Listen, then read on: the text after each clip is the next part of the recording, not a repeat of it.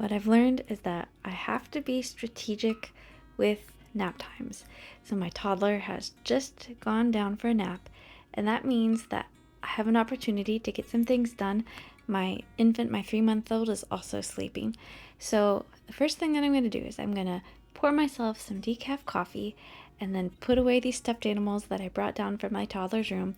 But before I do that, I see my calendar sitting out, and I'm going to jot down a few things that I've been trying to keep in my brain, which I don't like to do because I'll probably forget them. So one is I remembered that I'm taking a meal to a friend, so I wanted to put that in the calendar because if I don't write it down, I'm essentially choosing to forget, and that's not something I want to do. I want to bring my friend her meal. So I'm writing that down, and then on the right side of the page, there's like a monthly goals kind of section, and so I'll just jot down whenever I think of something that comes to mind, like, oh shoot, I need to pay this thing or order this or whatever. I just jot it down there really quickly, and that doesn't mean that I have to do it that particular day. It just means that it needs to happen soon, and when I write it down, then I don't have to think about it anymore. So I'm sticking the stuffed animals in this little beanbag thing, which I thought my friend had something similar to this, and I thought it was so genius. Many of us deal with many stuffed animals or plushies. People nowadays call them plushies. Is there a difference? I don't know. But they can kind of be overflowing everywhere, and so this is a fun solution. You put them kind of in a beanbag wrapper and then zip it up, and so you can use it as extra seating, and then you can also get the stuffed animals out whenever you're ready to play for them. So while my toddler is napping, I thought I would take the opportunity to measure the openings in the picture frames in the bathroom, the living room, and the kitchen. And the reason I'm doing this is because I feel very inspired right now as the weather's changing. The air is becoming a little bit cooler and crisper. At least it was a few days ago. It's warm again here. But it's making me realize that fall is around the corner. So in addition to ordering new stretchy jeans, because I'm 3 months postpartum and my jeans from last year are a little snug and uncomfortable. So in addition to doing that, I feel inspired to decorate for fall a little bit more than I have the last couple years. And so I had the idea of just looking on Etsy and seeing what fall art was available that I could order, and then swap out what I have currently. So obviously this artwork is very pink and springtimey, which is super fun, but I don't really think that it goes with the fall colors that I'm envisioning for the house. So we do kind of have a somewhat neutral palette, which I like because then I can change out the accent color seasonally if I so desire.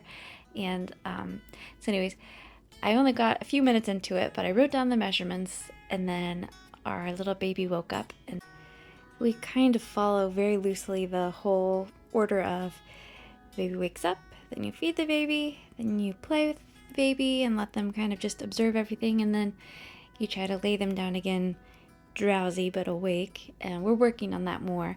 She's done really well at night. Most nights she's sleeping through the night. She hasn't been recently because she's all snuffly because she has a cold, but we're working on getting her daytime sleep a little bit more organized.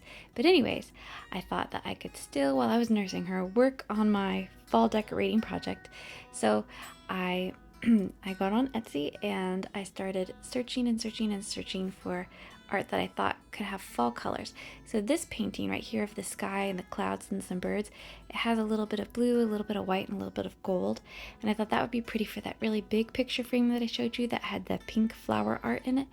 And then the pumpkins that I showed you just a second ago on that screenshot, I thought that I could cut those out and mount the individual pumpkins on like poster paper or cardstock, and then put those into some of the picture frames that I have. So we'll see how that works. It might be silly, I don't know.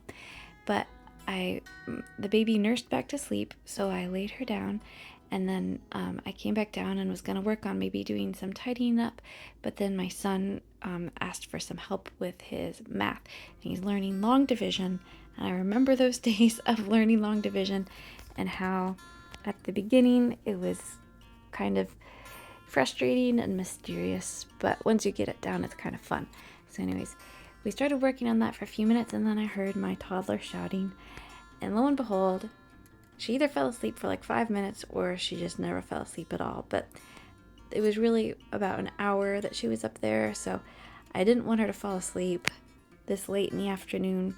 So I figured we would just get her up, move forward with the day, and then maybe she could go to bed a few minutes early. It occurred to me only recently that now that she's 2.5, she might be nearing a time when naps start to drop off, but I really hope not, because it's a helpful reset. Either way, I think we'll try to continue just quiet times, because I think that benefits everyone. Anyways, thanks for watching this video. I hope you like and subscribe. See you next time.